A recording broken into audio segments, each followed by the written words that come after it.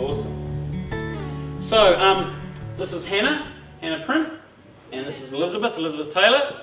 So, who knows Elisabeth here? Anyone know Elisabeth? A few of you, just know, anyone know Hannah? Yeah, cool. So, they're known, okay, that's cool. Now, Hannah and Derek, how long have you guys been here at City Bible Church? Quite a long time, eh? Yeah, quite a while now. Like 8 years? Like, yeah, 7 or 8 years. 7 or 8 years, which has been cool. One of the things you might not know is that, like, in this church we have an amazing ministry called Young Families Ministry, and Hannah was one of the ones who, along with a few others, actually initiated that. They came to my office one day and knocked on the door and went, hey, we think there's this problem in the church, and we think that as young families we need to be a better community, and we've got all these ideas, and can we do it? And I was like, yeah, sure. And then they did. And we've got this amazing ministry that's developed in here, and you were one of the ones who initiated that, which is really cool. So you're a registered nurse, that's right? Yep. Yes. But you're not nursing at the moment, or you are? Not nursing at the moment. Okay, but you kind of are. In a way. In a way. We'll find out more about that as we go. So you're like a full-time nurse in some ways, as well as a mum, and that's amazing. Elisabeth, I've known you for just forever, like for ages, and it's really cool thinking about hospitality today because for a while, about 30 years ago, I lived next door to your mum and dad, and they used to show us hospitality, which was really cool. So I just think that's pretty cool to have you here today.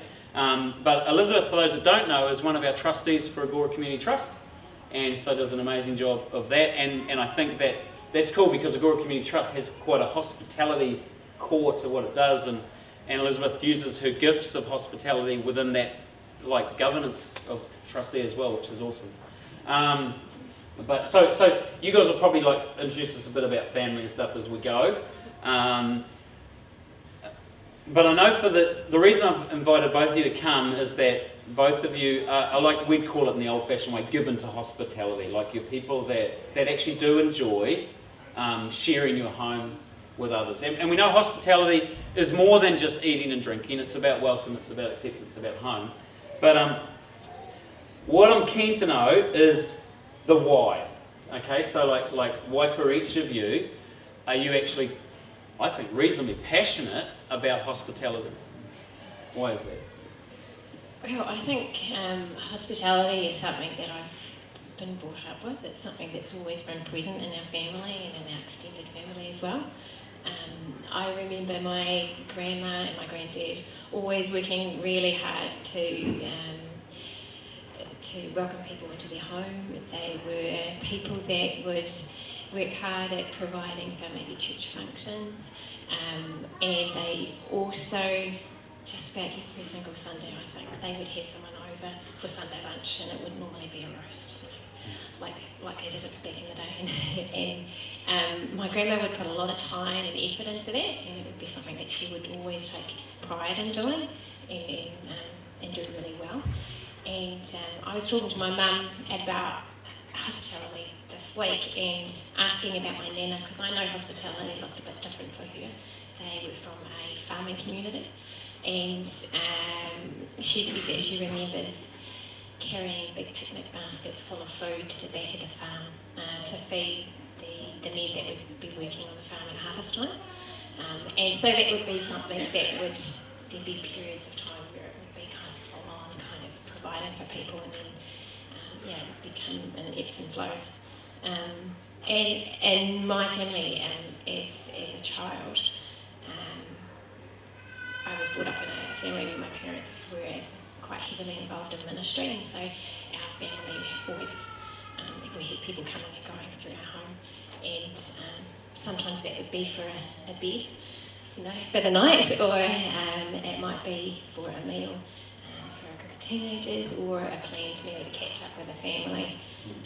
So that, it's definitely something that's been a norm for me, probably before it became a reality for me that I felt called to do it, and God's actually asking me to do it as well. It's not just a norm, but something that He really wants me to do.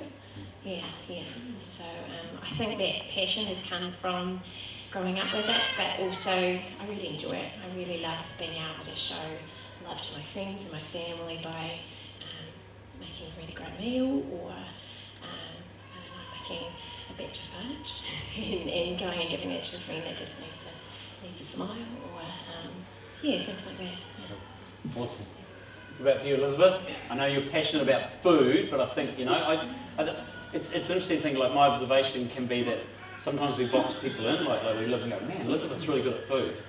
But I know that for you, hospitality is much more than food. Like, talk to us about why you're passionate about it. So my background, I guess, is similar to Hannah's. That I came from a very foodie family. My grandparents always, all the stories I ever heard of my grandparents was around food.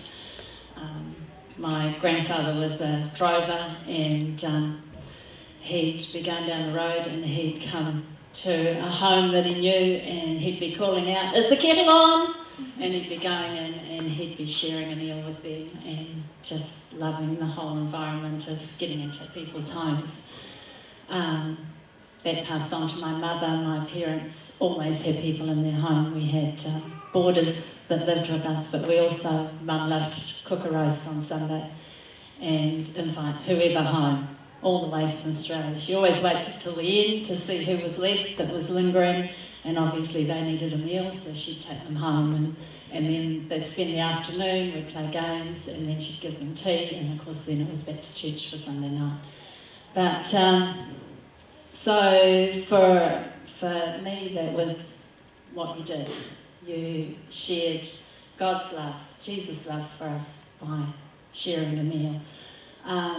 Mike wasn't brought up in a family that was like that, so it wasn't so comfortable for him to do that, but he has embraced it. And then we've always enjoyed having people in our home, and then as the kids grew, it was all their friends. And many a Sunday morning we'd wake up and find bodies everywhere. And we'd be like, oh, okay, there's a house full, okay? And so, and then of course we always had them for whatever. Lunch, dinner, whenever, there was always a house full. And it was very easy to do it when the kids were young. And then as they grew and moved off, it became a bit harder for us. And then we got busy doing other things and not always having people in our home. But we do like to do it from time to time, and we still enjoy catching up with friends and with family, and also having a few other people around. Cool. It's interesting what you raised there, because like for both of you say it was in our families, like right back to grandparents. You know about that, and your parents, and then yourselves. But then, like you mentioned about Mike, I mean, so you wouldn't gauge that with Mike when you come to your house. He's just the primo host kind of guy who's like sorting you out and making you pizzas and whatever, But it's interesting for you to say that initially this whole idea of hospitality was foreign to him. So, the thing I guess I get in that is going for some of you may not have a background with a family that have been, so passionate about hospitality. That doesn't mean it can't start with you, or start with this generation, and so that's pretty cool. Hey, look, we're going to get to what hospitality looks like for each of you at the moment, but I actually want to jump straight into what are some of the things that you actually find hard about it? Because for some of us, we might look on and just go, man, you guys are just so good at that, and you just crank out the meals and welcome people over, and your place is always sweet, and all that. But what are some of the barriers that you guys experience? Some of the difficulties that you've had to overcome to actually be a family who offer and practice hospitality. I think I've thought a lot about this over the last little while, and I think maybe like some of the other younger families here, your ability to maybe provide for others or open your home can sometimes change just with the seasons of life. I remember Derek and I would always really enjoy having friends, couples over as often as we could before we had kids. And we put food together and play games and do all sorts and just hang out.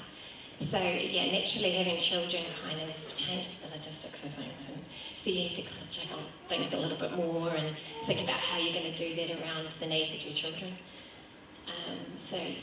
Personally for me and for Derek, over the past 5 years, we've had to juggle things a bit differently, especially that since the birth of our boy, Talon. He's had a lot of medical problems and health concerns, And so that's been hard for him, and it's meant a lot of changes and a lot of adjusting for us as a family. And it's been tricky, I think, to begin with. It was hard to mesh a new normal as a family and put that into life, into still opening our home to others whilst getting used to a new norm. For me as a nurse, I was kind of familiar with it all, and I understood what it meant, and I knew how to cope with the medical conditions and the equipment and things like that. But I knew that it could be quite confronting for some people. So when I took that stuff and I took it home, it was a completely different ballgame. and so it took a little while just to get used to the idea of doing life with my family and then doing life with this as well. And so, God did a bit of work in my heart and helped me to realise that just as we were making the adjustments as a family to incorporate these bits and pieces, and that the people that wanted to be a part of our community and part of our family, they would make adjustments with us. So, maybe feeling a little conscious of the beeping machine in the background, or having to stop in the middle of a conversation and go and care for him, or tend to him, but that was okay, and that people were going to make those adjustments with us. Yeah. It's interesting because you were telling me the other week about that, and I guess this part of hospitality is not a one-way thing. It's not like you're the host, so you're everything. It's people that say come to your home. In a way, you're doing hospitality together. And I know you were saying that for you and Derek, there was a point where you're sort of having to decide: are we gonna try and keep on adjusting home every time somebody comes over, versus no, this is our new normal, and part of other people coming over is that they're going to have to adjust to us. I don't know if you want to say something about that. Yeah, no, we've over this journey we've had contact with lots of different families that have children with extra needs and things like that, and we saw the way that some of these circumstances can be all-consuming, and they can change the way you do life naturally. But it could end up being a barrier to being involved in a community. It was a decision to be able to do that, but it was definitely a time probably that we received a lot more hospitality rather than giving, and realising that was okay for a season. Yeah. No, that's cool. That's great for you. For us, it gets difficult to balance family, extended family, busy lives, and just remembering to invite people around. We would often say, we must have such and such. Yeah, we'll do that. Yeah. And then we don't do it. And then we'll meet somebody else. We've got to have you over for a meal. Don't do it. And it's just got to stop sometimes and think, hang on a minute, we've actually got to plan this, we've got to do it, we've just got to make it happen. And it's more just following it through and remembering to follow it through rather than just letting it go. Sometimes they have to write lists. Okay, we've got to invite this person, this person, this person, this person, and you find a time, a date when it suits everybody to do it. And because otherwise I don't do it. It's interesting because you're somebody who loves doing that, and yet you find yourself in that current kind of world, where there's not much margin, and so it even sounds weird to think that you have to become clinical to achieve hospitality when it's something for you that comes so naturally. But I do wonder if sometimes if our culture has become something that, I think this area of lack of hospitality is not a healthy thing in New Zealand culture.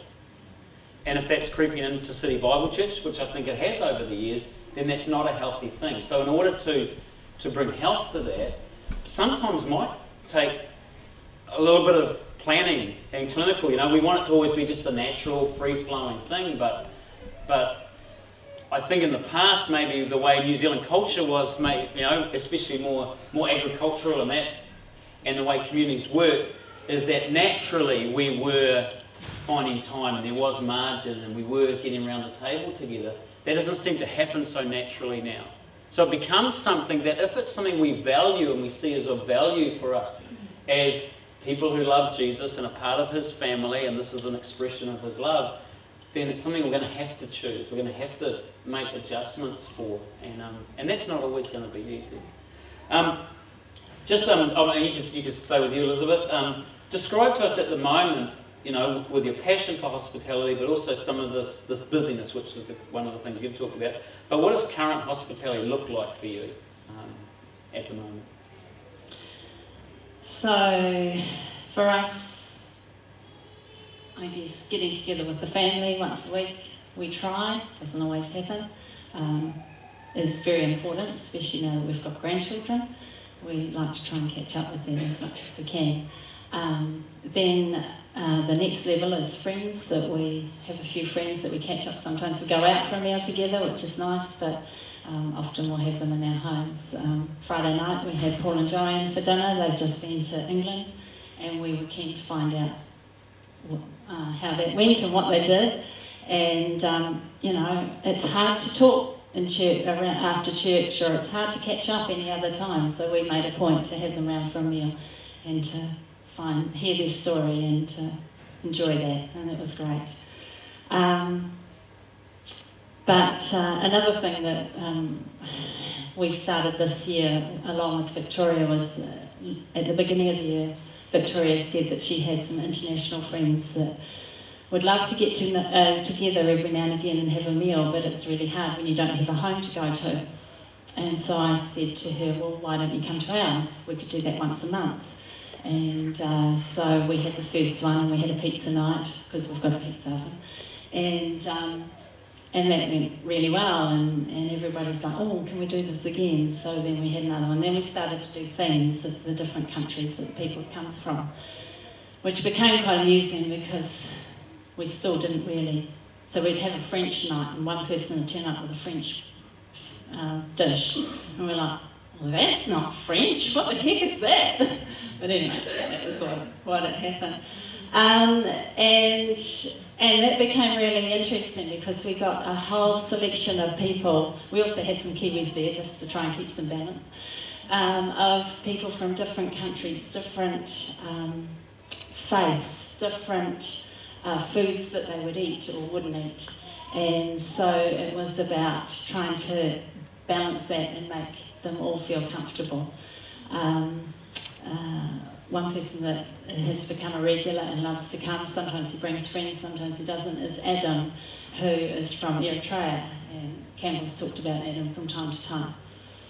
And of course he's a Muslim, and so he will only eat halal meat. So I always try and consider that when I'm purchasing my food.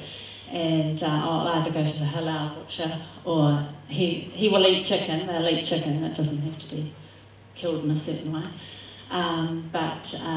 or as a vegetarian. So before the meal starts, I always say to Adam, now this is such and such, such and such, such, so that he knows what the food is, what's in there, whether it's halal, whether he can eat it or not. And so then we welcome them all in, and come on in, and some of the faces we've seen before, sometimes we haven't, and like, oh, who's this person? Do they speak English? Oh, can we communicate? Okay, yep, we've got a bit there, we'll go with that. And they all bring their dishes in, and then we say, right, just want to welcome you to our home, love having you here. We are a Christian home, so we have a faith, we believe in God, and we just want to give thanks for the food. And so we'll do that, Mike will do it, and then the rest of the evening we just relax and enjoy. We normally have some questions about different countries, and most of us are totally ignorant, and we have a good laugh over that. Even the people from that country are ignorant too, so it's quite amusing.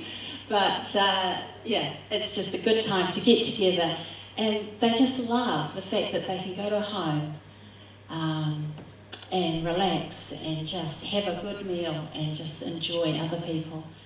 It's interesting that this what I was describing before is this oriental form of table, how that it was very representative of the village. Like, so the one family, the way that they would host a stranger would reflect on the whole village.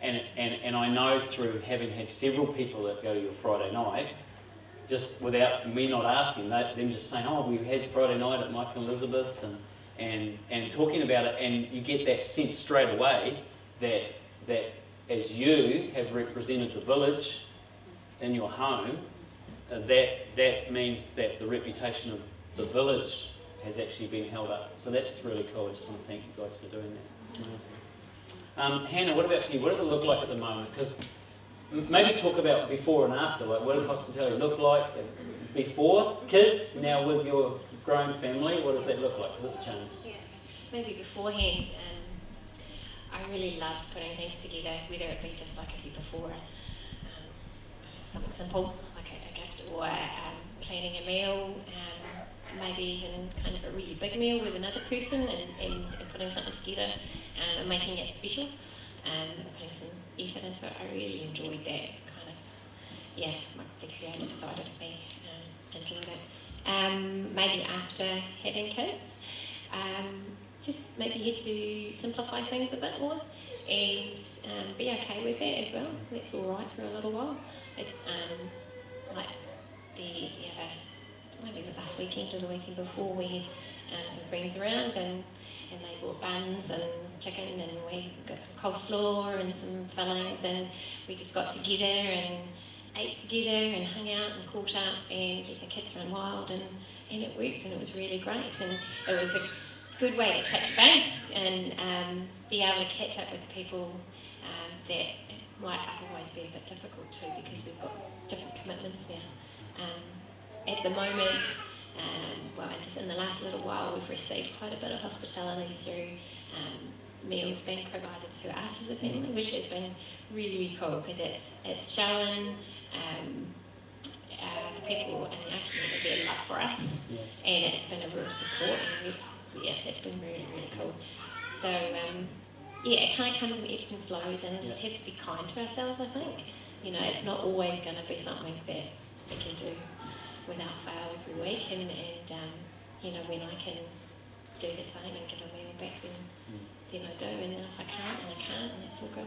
Yeah. The love one another's interesting there, right? Because I mean, like we said at the beginning, you were part of that group that started Young Families, and one of the initiatives of Young Families has been like the supporting others with meals, and it's really interesting that you're an initiator in that, and somebody that was giving out, and yet it's like at times it's come full circle where you've received, and so that's part of loving one another, which is really cool.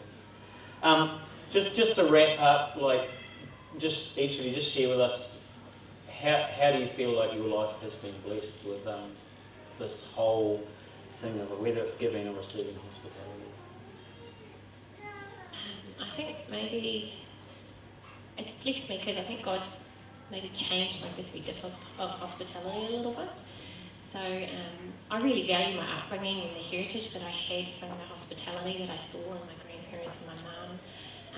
But I've also realised that the seasons of life can change what that looks like, and to not be too tough on myself, but to still look for opportunities where I can enjoy it and can still carry it out.